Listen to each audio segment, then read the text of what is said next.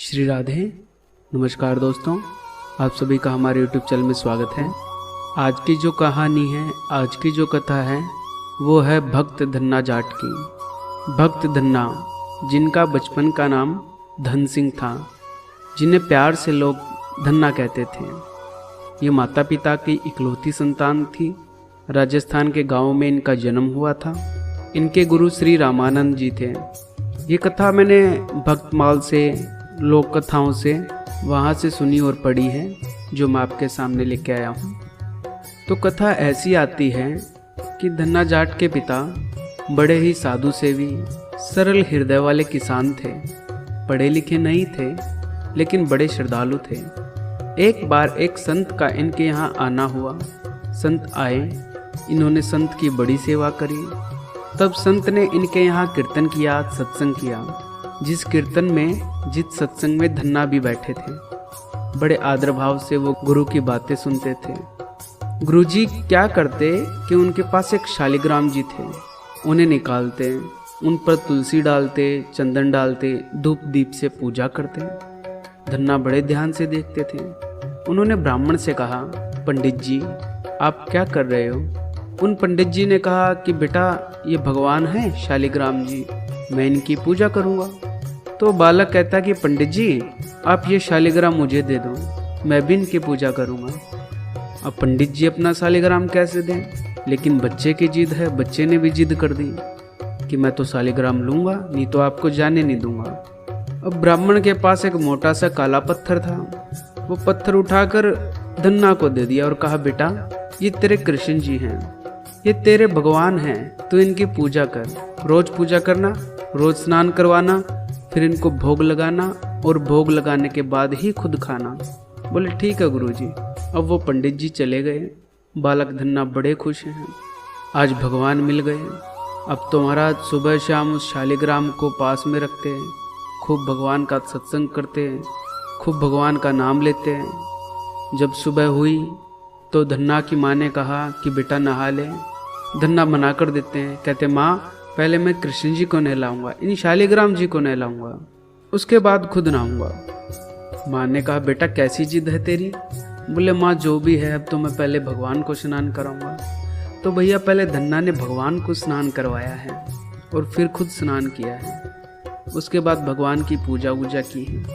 अब धन्ना की माँ कहती है कि बेटा खाना खा ले। धन्ना कहते नहीं माँ, पंडित जी कहकर गए हैं पहले मैं इन शालिग्राम जी को, इन कृष्ण जी को भोग लगाऊंगा, उसके बाद खुद खाऊंगा। माँ कहती है बेटा मैंने तेरे पास खाना रख दिया है, जब तेरा मन हो तू खा लेना। बोले ठीक है माँ। और ऐसा कहकर उसकी माँ चली गई। अब धन्ना जी बैठे हैं, भगवान को कहते हैं कि प्रभु आओ भोग लगाओ, उसके बाद ही मैं कुछ खाऊंगा। लेकिन भगवान नहीं आते। सुबह से शाम हो गई, शाम से रात हो गई, भगवान नहीं आए। धन्ना भी बेचारा भूखा बैठा है, कुछ भी नहीं खाया। अगला दिन हुआ, 2 दिन हो गए, 3 दिन हो गए, 4 दिन हो गए, लेकिन ठाकुर जी ने कुछ नहीं खाया। और साथ साथ धन्ना ने भी आज कुछ नहीं खाया। भूखे प्यासे बैठे हैं। कहते हैं 1 सप्ताह हो गया, लेकिन धन्ना अपनी जिद पर अड़ा है, प्रभु प्राण निकले सो निकले, अब तो आपको खिलाकर ही खाऊंगा, नहीं तो मैं खाऊंगा ही नहीं। अब एक बालक की जिद है। भगवान भी जानते हैं कि जाट भोले होते हैं। भगवान भी जानते हैं अब तो मुझे आना पड़ेगा। अगर मैंने इस बालक की नहीं सुनी तो इसके प्राण निकल जाएंगे। बाजरे की रोटी भोग में थी। धन्ना सोचे जा रहे हैं, लोग इन्हें 56 भोग खिलाते हैं, मेरी बाजरे की रोटी है, शायद ये नहीं खाएंगे, इन्हें तो 56 भोग खाना पसंद है, लेकिन मैं भी क्या करूं, ये नहीं खाएंगे तो मैं भी नहीं खाऊंगा। और जब इतने प्रेम में डूबे थे धन्ना जाट, तब भगवान उस पत्थर से प्रकट हो गए और वो बाजरे की रोटी उठाकर खाने लगे। अब धन्ना जाट बड़े खुश कि वाह प्रभु, इतने दिन लगा दिए और अकेले अकेले खा रहे हो, मैं भी भूखा मर रहा हूँ आपके बिना। भगवान कहते भाई तू भी खा ले। कहते कैसे खा लूँ? इसी में से आपको खाना है और इसी में से मुझको खाना है, इतना ज़्यादा खाना नहीं है मेरे पास। तो कहते हैं एक रोटी का भाग धन्ना अपने हाथ से भगवान को खिलाते हैं और दूसरी तरफ रोटी तोड़कर भगवान उस धन्ना को अपने हाथ से खिलाते हैं। अब तो धन्ना का भगवान से बड़ा प्रेम हो गया। भगवान रोज आते हैं, धन्ना को दर्शन देते हैं, खूब भोग लगाते हैं और धन्ना भी खूब प्यार से भगवान से बात करते थे। धन्ना जी अब बड़े हुए तो माँ ने सोचा कि हमारा बेटा तो पागल हुआ जा रहा है, बस भगवान भगवान कृष्ण कृष्ण, इसके अलावा तो इसको कुछ सूझता ही नहीं है। माँ कहती है बेटा तुझे तो कृष्ण का वहम हो गया है। बेटा हम गरीब किसान हैं, हमें खेत का भी काम करना होता है और तू सुबह सुबह कृष्ण कृष्ण करने लग जाता है। तू पागल हो गया है, तू बावला हो गया है। और ये अपने काम नहीं है, ये तो और लोगों के काम है जो ज्ञान बांटते हैं। तुझे वहम हो गया बेटा। तब धन्ना कहते हैं माँ मुझे वहम जरूर हुआ है, लेकिन ये किसी गलत चीज का वहम नहीं है, ये तो कृष्ण का वहम है, भगवान का वहम है। और माँ तो कहती है जाटों के काम नहीं, हम अनपढ़ हैं, हमारा खेत का काम है। ठीक है माँ मैं जानता हूँ, लेकिन माँ कौन सी किताब में लिखा है कि जाट भक्ति नहीं कर सकते, कि केवल जाति विशेष लोग ही भक्ति कर सकते हैं? मैंने तो सुना है माँ कि जात पात बूझे नहीं कोई, हरि को बजे सोई हरि को होई।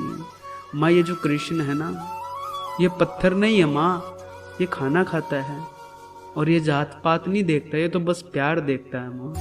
अब माँ कहती है ये धन्ना ऐसे तो मानेगा नहीं, इसकी शादी करवा देते हैं, इसका ध्यान हट जाएगा। तब धन्ना की शादी करवा दी।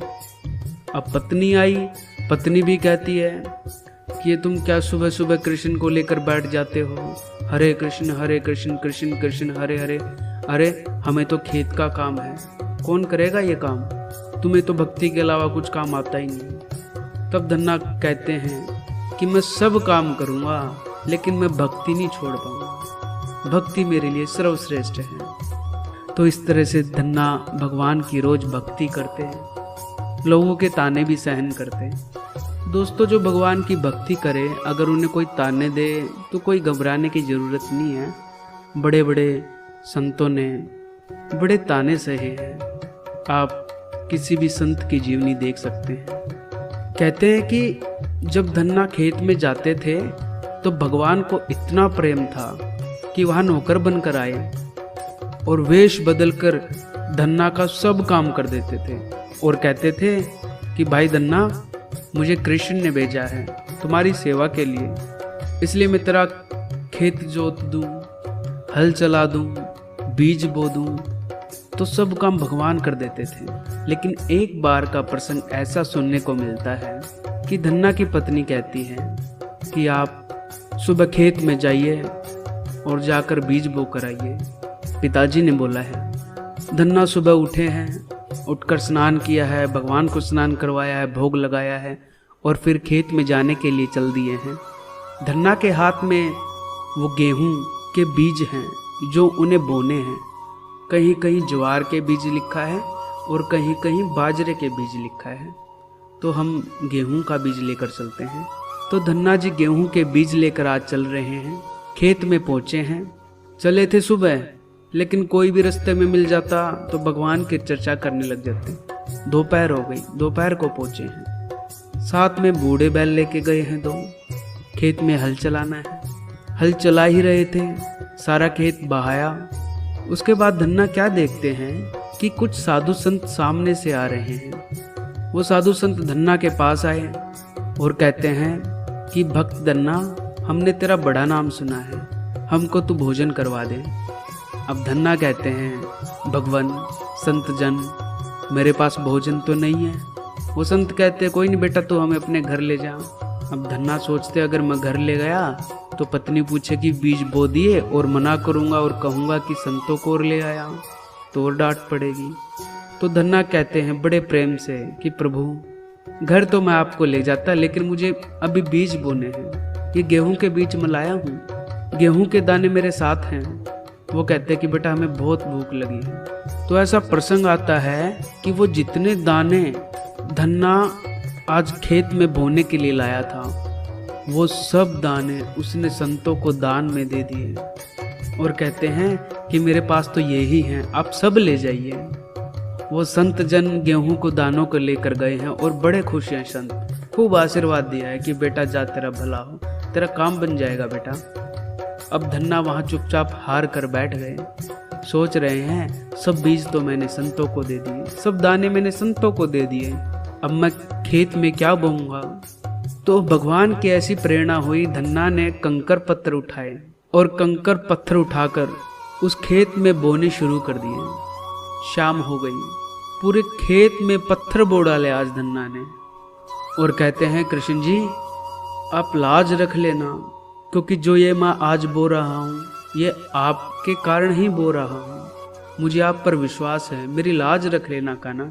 और इस तरह से पत्थर बोकर धन्ना अपने घर आ गया।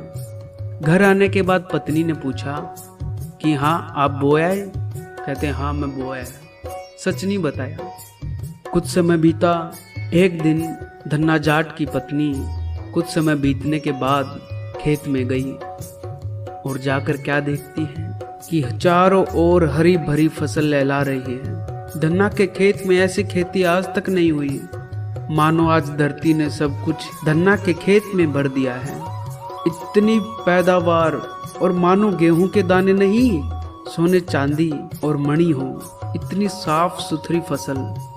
उसकी पत्नी तुरंत घर गई और कहती है आज मैंने खेत में जाकर देखा कि वहाँ बहुत हरी भरी लहलाती फसल है और ऐसा लग रहा है कि जैसे धरती माँ ने हम पे कृपा की है, अब की बार बड़ा सारा गेहूं निकलेगा। तब धन्ना वहीं रोने लगे, आंख से आंसू आ गए और कहते हैं प्रभु तेरा शुक्रिया है, तेरा शुक्रिया।